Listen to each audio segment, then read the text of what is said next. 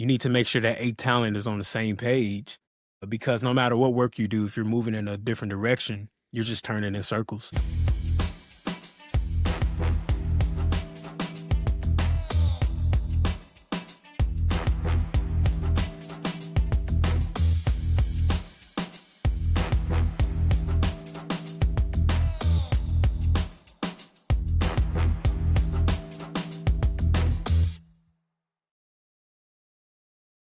Welcome back to Founder Real Talk. I am Josh Broward, your host, CEO of Wisdom Partners, and we work with hundreds of startups. And one thing we hear all the time is it's lonely out there and the struggle is real. And so we're trying to kill two birds with one stone and make the world for founders a little less lonely and because we understand each other's struggles. So today we're blessed to have Ronnie Green on the podcast with us. Ronnie is the CEO of AlgoPear, which is a Fintech company based out of Texas, and they serve community banks and credit unions and help your average, ordinary, first-time investor get acclimated to what it means to be an investor and to enter the sort of financial labyrinth that is the American investment system. So without any further ado, Ronnie, so glad to have you on. Hey, Josh, I'm glad to be here. I'm glad to help spread the word to other founders, man. You're not alone out there. So thanks for having me.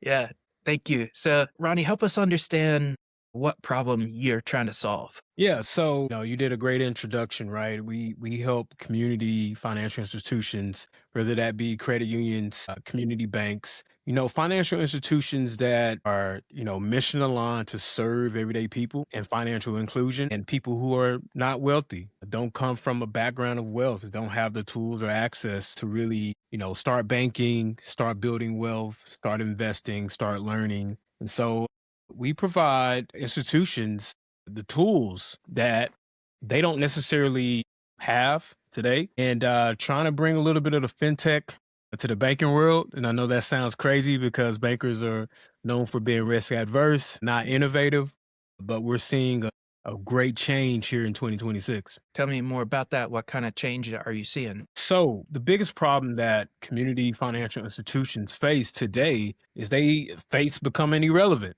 right? There's a new generation who, we labeled them as Gen Z or millennials. And I'm also included in that generation where we're digital first. We like instant gratification. We like things to be fast and at our expense, at our fingertips. So with that being said, a lot of the institutions are kind of feeling a silent bank run. So those deposits are leaving out to Robinhood, to Coinbase, where these fintech apps are serving a real need to help people start investing with $1 or fractional or free. And institutions, they don't have these tools. And so they need to really build their relevance. They need to add these tools really fast because we're seeing a mass consolidation happening with some of the smaller institutions who are not, Chase or who is not Bank of America. These smaller institutions, they have assets under management. They have a real need in the economy, but they don't have the tools today that are attracting and keeping the next gen engaged so that they can own that relationship. So what you start to see is now these fintechs who have launched a simple service, whether that's investing or education or credit building, now they're starting to apply for bank charters. And so that's more competition for the community FIs. And now they're saying we have to make change now. And we're in a good spot as AlgoPear because we provide these tools that can embed inside the digital banking environment. And therefore, we can basically turn credit unions and community banks into an innovation hub of financial inclusion. Why does this whole mission resonate with you personally? Yeah, I'm glad you asked. So I'm going to tell a story of, next gen member that credit unions or FIs may be trying to target. That story is my story. I was living out my car in college. I was there to study business. I had a football scholarship and I was just in an unfortunate position, right? And I said, hey, I have to do something about this. So during the football season, couldn't really work much, but during the off season, we were allowed to get jobs right? So I worked 2 jobs. I saved up 5 grand. And the first place I thought about was a financial institution. I have 5 grand now to my name. I'm in a better position. I got my first apartment, nothing big or major, but I was great. But I knew that I didn't want to be in that position again. I knew that I needed to start building my wealth and I needed to start now. Well, when I went to my community FI and a bigger institution, they all told me that I needed to come back with $100,000. Mm. Their advisors said that, we can't work with you right now. We don't have any guidance. We don't have any tools. So basically kick rocks, right? Kick rocks, figure it out, and come back when you have that 100 grand. We can definitely work with you then. And so I did what most people started to do today is I went to YouTube University. Now Gen Z, they have TikTok, right? I went to Discord, Reddit, and I just wanted to learn. I'm like, man, help me build my wealth, help me start investing. Because when you look at billionaires, when you look at multimillionaires or people who are just successful and they're comfortable financially, they all started investing, right? So I said, I need to learn this. And before I graduated college, I left with $103,000. I had built up my investment account. Let me just And pause there yeah, because most people leave college with 103,000 in debt. right, right. You left with 103 in the bank. 103 in the bank. Nice. And yeah, no, thank you. Now, it wasn't easy. I wasn't able to grow my account consistently for over a year and a half. So a year and a half, man, I struggled. I didn't know anything about the stock market. I didn't know what to invest in, when to invest, how to set my risk parameters. So that account was just going up and down for a year and a half, but I stuck with it because remember, I came from a bad experience. I was living out my Pontiac vibe, small soccer mom car in college. So I was like, I don't want to go back there. So that was my motivation. And then, I figured out tools and learned how to code, and I coded my own algorithm. And then this grew. But what happened after that was quite interesting. See, my first love was football. I'm a student athlete. I'm an athlete at heart. But then people on campus knew where I was, and it was an embarrassing moment, but they seen me start to be comfortable. So they asked me, what did you do? And so it started from campus, teaching classes every Tuesday night, teaching my football coaches, my teachers. They know what I'm doing, right? I'm telling everybody I'm excited. And then it turned into a digital online community where I had over 5,000 traders and investors saying, teach me everything you know. And that's what kind of birthed AlgoPear. Me and my co-founder, he was in the NFL. He was an undrafted free agent for the Dallas Cowboys. So he didn't have $1 million contract. He was in the same position as me. I'm trying to build it. And he also seen what I was doing. And he said, hey, I'm doing some investing. I'm trying to figure it out. Show me what you're doing. And then we both started teaching other people once we gained that success. And then it turned into us really being stewards to the next generation, our generation, and helping people on that path. And then they asked us, can you guys build this in an app? And that's how AlgoPear got started. Great. Thanks for sharing that. That's a great story. Thank you. What you've been doing this for a while now, but what's one of the wins that you're excited about from the past year? Yeah. So the biggest win that our team really got or accomplished was we were able to break into the banking industry, right? We got our first signature. You gotta be careful with your language there. You just said you broke into a bank. Well, the banking industry, right? I'm no by any means, I'm not playing cops and robbers here, but Sorry. no, That's just I have don't ADD. send anybody to my door.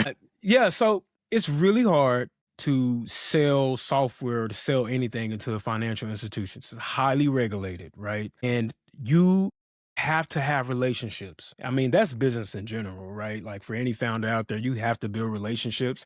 But in banking, I mean, if they don't know you, they're not even trying to talk to you or even have a simple conversation like today. They have to understand who you are first, and then they'll start to understand what are you doing and does it help and does it align with us? And so we made a pivot into the banking industry and started serving credit unions and community banks because one, their mission aligned with us, right? Our mission is to democratize wealth. Their mission is people helping people. And we understood that they had a need and a problem. We understood that they were serving the people that we were trying to help as well. And we had to build relationships. So networking, going to different podcasts and panels and traveling just to get our names out there. That was really tough. But last year we were able to receive a verbal commitment and we got signatures for an FI to adopt AlgoPear. And now that started an avalanche of more institutions saying, hey, we want to work with you. We see what you're doing. We understand it. And we understand that you know it a lot better than us and you're the next generation. Take us to the promised land, show us how we attract the next generation. And that was really a big win because we struggled for a while, trying to find a niche market. For founders that are building, you have to find problems in pockets, right? You can't just jump out and say, I'm going to compete with Google, right? Like you have to find a problem that Google hasn't necessarily solved or focused on, then start to build in a wedge, right? Instead of just going straight up. You have to find a pocket and then you go up. And so big win for us because we started off direct to consumer. And that is one of the toughest markets in software, man. Building an app, it sounds great. Sounds cool. You watch the movies, Josh. You watch Social Network. You watch all of the sitcoms like Silicon Valley, and you think like they make it seem fun and easy, but man, telling you, a lot of nights where we never thought about quitting by any means, but it was frustrating when you're getting told no every single day. So we toughed it out, but that was a great win for us because it signaled that we are onto something big and we are kind of crossing the path. I like how you said the elbow of, how did you frame it? The elbow of Elbow up. hockey stick? Yeah. See that dip part, right? That's where we were at for a long time. That dip before that hockey stick curve, right? And so now we're seeing the curve play out in real time. Oh, that's great. You mentioned some of the struggle you've been through. One thing that we talk about a lot is wisdom is failure redeemed. I like Most that. most of the most important lessons we got to learn the hard way, right? So, can you share with us what's some wisdom you have earned through struggle? Well, one of the first things is everyone on your team has to be aligned, right? And not just talented, because you can have raw talent, but if everyone is not moving in the same direction, you're going to have friction. And you need to make sure that you have the best team. First of all, you need to have a talent, right? And then you need to make sure that a talent is on the same page, because no matter what work you do, if you're moving in a different direction, you're just turning in circles. And that's something that me and my co-founder had to realize through this process, is that if we're going to bring people on this journey with us who actually want to go on this journey, that they're aligned in that direction, right? Because there's 1,000 different ways you can democratize wealth.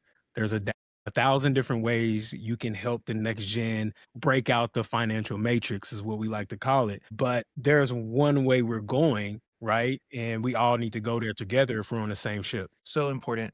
We talk about in our company, we think the secret sauce for scaling a startup or any organization really is ownership culture. And the first pillar of ownership culture is alignment. Everybody has to understand where are we going, what's the mission of the company, and how does my work and this project contribute to that mission. If you don't have that, like you said, you pull it in different directions. Absolutely. Super key for, I think I want to say it was Steve Jobs that, I don't think he coined the term individual contributors, but that's the culture we have. Like, your early stage, you can't sit there and train everybody, right? But you find enough raw talent that they can come in and start right away and they own that project, right? We like to have a culture of there's no micromanaging. Here's where we're going.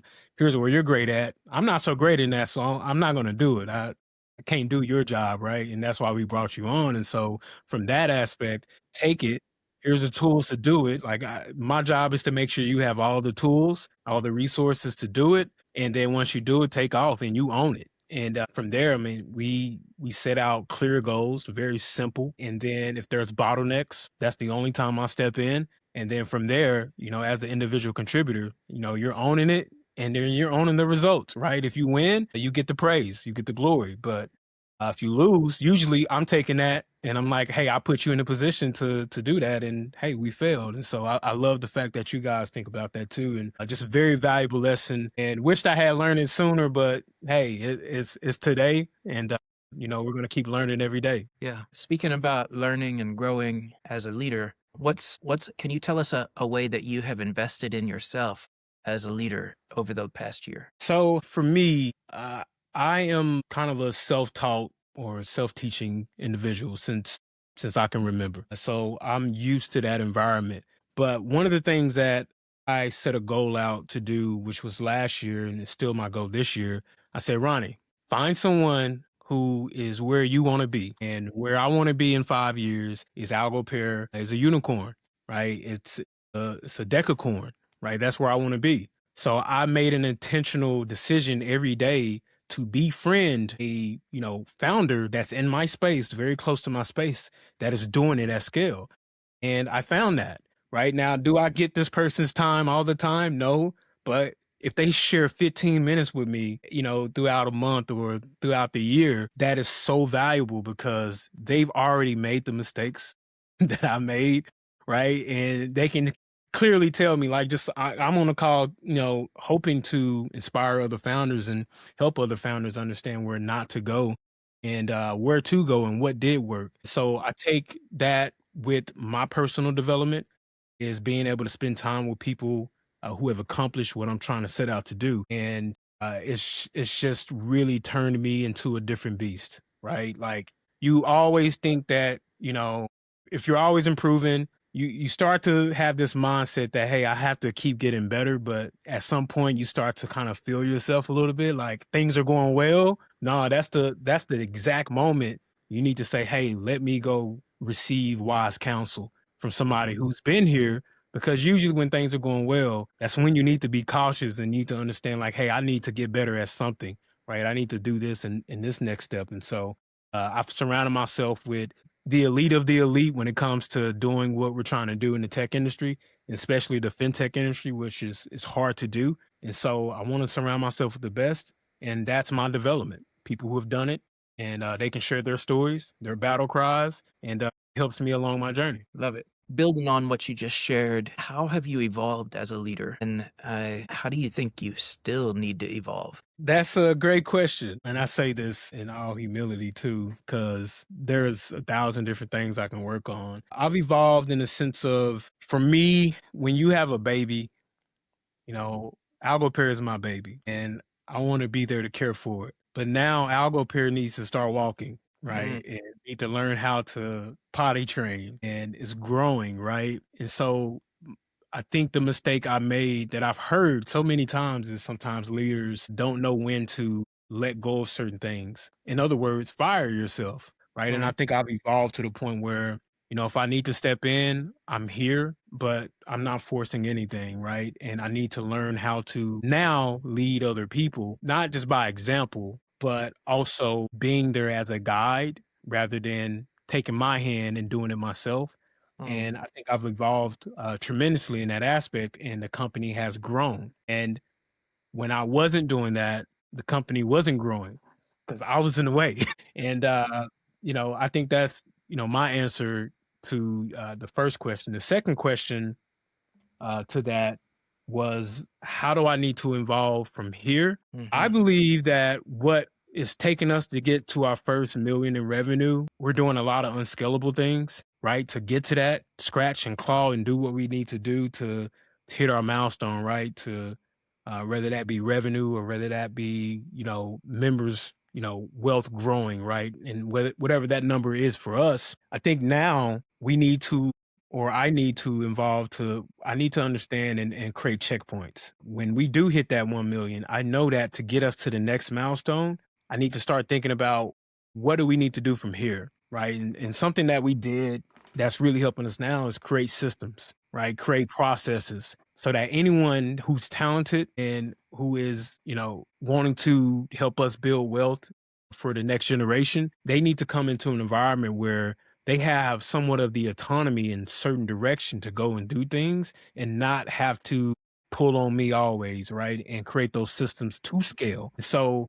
we want to scale. Obviously, everyone wants to hit the first million, then the 10 million, then the 100 million. Well, every time we hit those milestones, we have to kind of sit back and create that checkpoint. Hey, what have we done? What's messy, right? What have we seen that has worked well? Let's create the processes and systems around that so that we can hit the next milestone.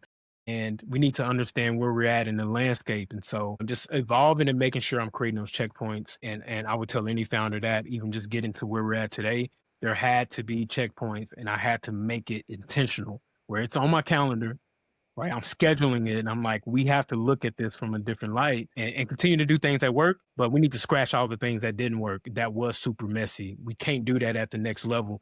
Well, we're professionals, right? It's like in football, you're in high school, but in college, to be successful in college is way different from high school. Yeah. And then when you hit the NFL, like my co-founder, what he did in college, he had to step it up a notch when he was competing in the NFL. So some of those things there is I see as my next step of evolution. That's great. I'm curious how you will think about this. We often use the analogy that the first evolution that a founder goes through is they start out as more like the team captain. They're the quarterback. They're touching the ball every play. Whatever is happening, they are part of it. But the first evolution is they need to become the coach, where they hardly ever touch the ball. They only touch the ball if they're teaching something. They're not even on the field. They're next to the field. They might still call the plays, or they might just help people think about how to call the plays. And then the next evolution is becoming like the general manager.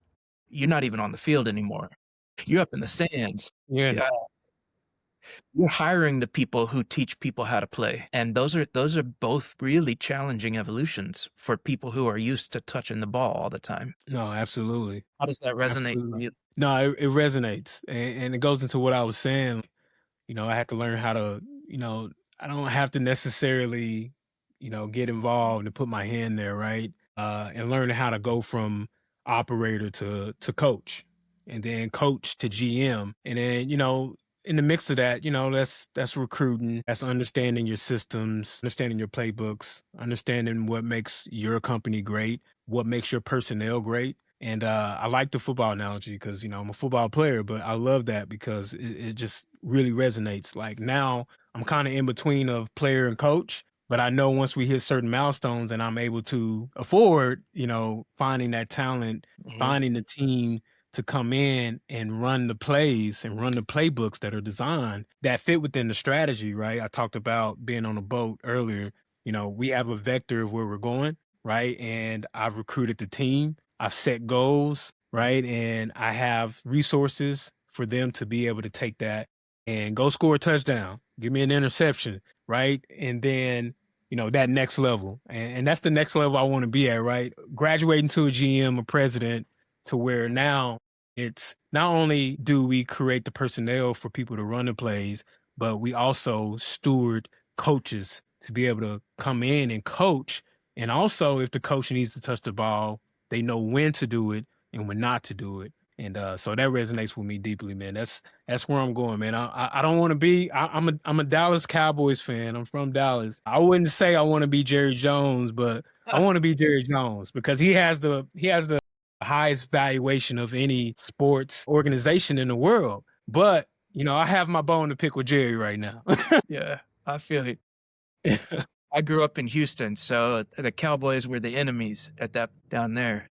Well, of course, that was back in the Oilers era, so way back. Yep, that's right. That's right. Warren Moon led us through disappointment after disappointment in the playoffs. I think the Buffalo Bills beat us 3 years in a row in the division, championship round. Anyway, all right.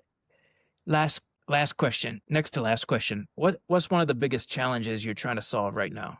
From a company standpoint, so I will speak to going back to the community FIs, and I love community FIs. I love credit unions. I'm a credit union. That was one of my first banking accounts. My dad said, you got to go to a credit union. What we're experiencing now, the biggest challenge is there is an education curve, right? Like obviously we have a solution that we believe is going to help the industry and to help credit unions do their mission, which is people helping people. It's the challenge trying to get an older generation to not only understand us as the younger generation that they're trying to attract, but to act on it, right? And accept that these things have to change. And it's really mindset and culture, because we can screen things all day.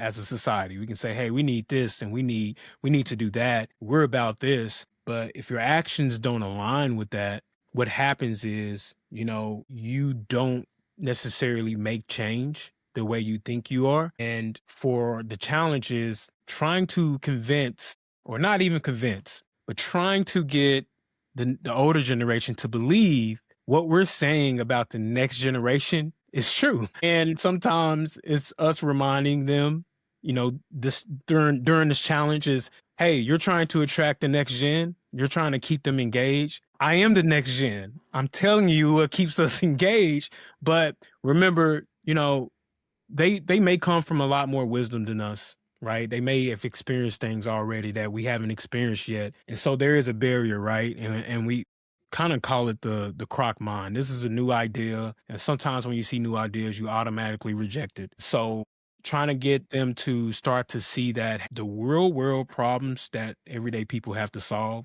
we're telling you because we've experienced them.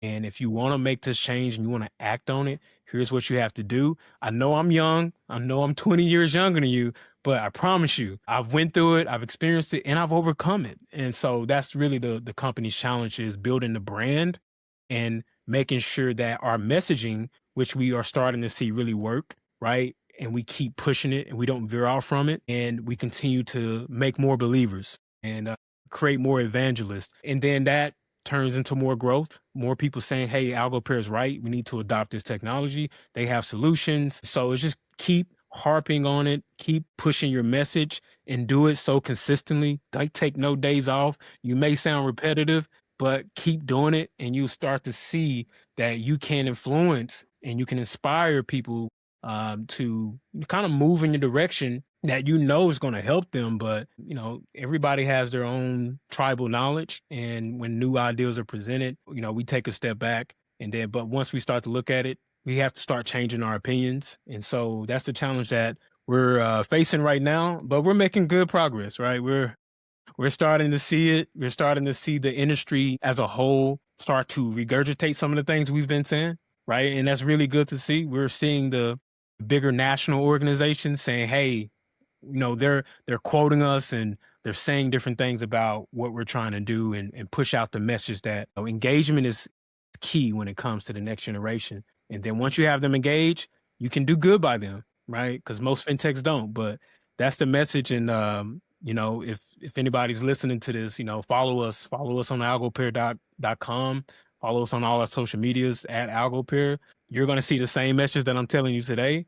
And you're going to see that being pushed every single day. Yeah. So last question is for those people listening, if they like what you're building with AlgoPair, who are you trying to meet?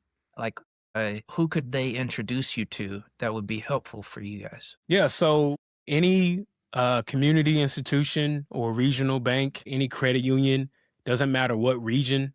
It doesn't matter if it's Latin America or North America or Canada, even Nigeria. You can introduce us. We are willing to talk to any community FI that is looking to what they call digital transformation. They're looking to transform their digital banking environment. They're looking to impact and empower and bring financial inclusion. And then any investor that already believes in that, they believe that the digital banking industry needs to evolve. We're doing that. So if that's you, reach out. You can reach out to my email. You can come to the website. I'm on LinkedIn. I'm active every day. So connect with me, send me a little note, and then we'll hop on a call and we'll talk innovation. Thank you so much, Ronnie. I appreciate you sharing your real journey. And folks out there, give Ronnie a call. And this is the real journey. This is the real talk. So we're glad you're part of it. Thank you, Josh. Thank you for having me. Yeah, that's it, man. Thank you. Appreciate it.